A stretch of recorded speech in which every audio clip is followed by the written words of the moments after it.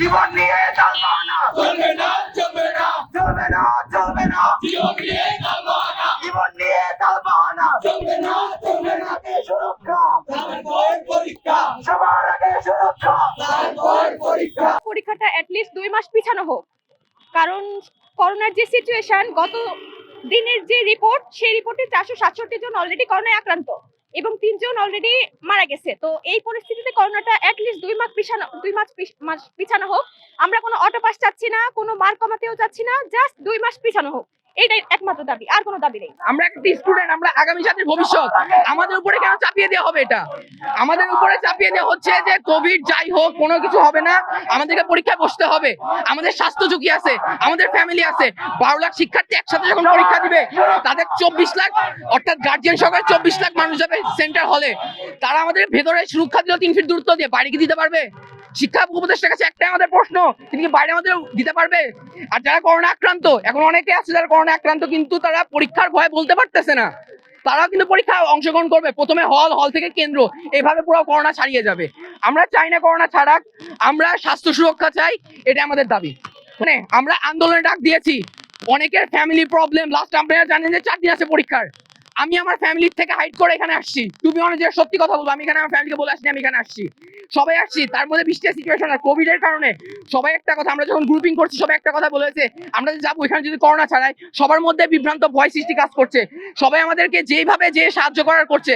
আমরা অনলাইনে যখন একটা সবার মিলে সবার মতামত একটা ভিত্তি করা হয়েছে, সেখানে দেখা গেছে পুরো বাংলাদেশের 80% স্টুডেন্ট সেখানে অনলাইনে ভোট করেছে যে না পরীক্ষা হবে, কিন্তু 2 মাস পরে একটা নির্দিষ্ট টাইম পরে পেছানোর পরে পরীক্ষা হবে। এখন তো এক একজনের এক এক মতবাদ অবশ্যই থাকবে, সবারই নিজস্ব একটা অপিনিয়ন আছে, তো সেই মতো তারা অপিনিয়ন দিচ্ছে।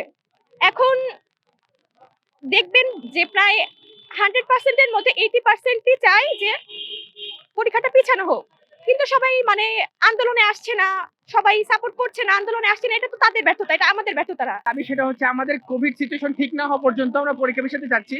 তবে আপাতত আমরা 2 মাসের দাবি নিয়ে নামছি, বিকজ আমরা দেখতে পাচ্ছি করোনার প্রকোপ দিন দিন বাড়তেছে। ইতিমধ্যে রাজশাহীতে আমাদের ব্যাচের অনেকেই আক্রান্ত হয়েছে, এখন তারা কলেজ থেকে অ্যাডমিট কার্ড গ্রহণ করেছে। ইভেন তারা যদি পরীক্ষার হলে যায়, তাদের দ্বারা তো আমরা ইফেক্টেড হইতে পারি। সো আমরা চাচ্ছি সকলের পরিস্থিতি ঠিক হোক, সকলের 2 মাস পৃথক পরীক্ষাটা, দেশের পরিস্থিতি ঠিক হলে আমরা আন্দোলনে যাবো। আমরা পূর্ববর্তী ব্যাচের ক্ষেত্রে দেখেছি নিতে পারবো, কিন্তু আমাদের স্বাস্থ্য ঝুঁকিটা আমরা নিতে চাচ্ছি না। আমাদের স্বাস্থ্যের যে ঝুঁকিটা সেটা কে নিবে? সরকার তো নিবে না, কিংবা প্রধান মন্ত্রণালয় নিবে না, শিক্ষা বোর্ডও নিবে না। আমাদের স্বাস্থ্য ঝুঁকি আমাদেরই নিতে হবে। সেই জন্য আমরা স্বাস্থ্যের সুরক্ষা চাচ্ছি। আগের ব্যাচগুলো যে এরকম স্বাস্থ্যের সুরক্ষার কারণে তাদের পরীক্ষা পিছিয়ে দেওয়া হয়েছে, একটু কিছু হলেই তাদের পরীক্ষা স্বাস্থ্যের ঝুঁকির কারণে তাদের পরীক্ষা পিছিয়ে দেওয়া হয়েছে। তাই আমরাও চাই যে আমাদের পরীক্ষাটাও পিছিয়ে দেওয়া হোক, কমপক্ষে 2 মাস পরীক্ষা পিছিয়ে দেওয়া হোক, যারা আমরা সুযোগ পাই। পরীক্ষার প্রস্তুতি আমাদের এখন একেবারে সুসম্পন্ন হয়েছে। আমরা আর 2 দিন পরে আমরা পরীক্ষা শুরু করতে যাচ্ছি। এই অবস্থায় কিছু সংখ্যক ছাত্রছাত্রী তারা পরীক্ষা পেছানোর বিষয়ে যে দাবিগুলো করেছে, তার মধ্যে একটা দাবি হলো তাদের কোভিড পরিস্থিতির কথা বলেছে। এই পরিস্থিতি বিবেচনা করবে সরকার। সরকারের বিবেচনায় আমার মনে হয় এখনো পরীক্ষা পেছানোর মতো পরিস্থিতি হয়নি, কোভিডের অবস্থানটা এমন না। তো ছাত্রদেরকে আমরা বলবো যথাসময়ে পরীক্ষাটা অংশগ্রহণ করার জন্য। আর এই মুহূর্তে পরীক্ষা পিছালে দেশের সিংহভাগ পরীক্ষার্থীর জন্য একটা ক্ষতির কারণ হয়ে দাঁড়াবে বলে আমি মনে করি।